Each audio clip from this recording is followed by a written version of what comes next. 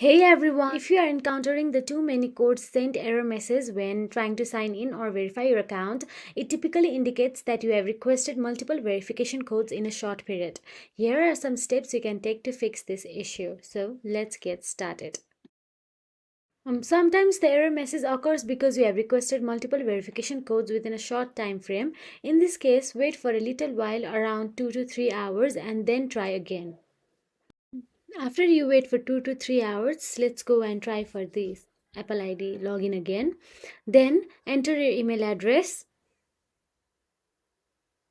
After you enter your email address, go and enter your password. Then before you go for the verification code, swipe down the control panel and turn on and off the airplane mode. Airplane mode can help manage connectivity effectively in various situations. After you do that, let's go back to the Apple ID process. And then you can simply click on the didn't get a code and click on the text send your code on your number.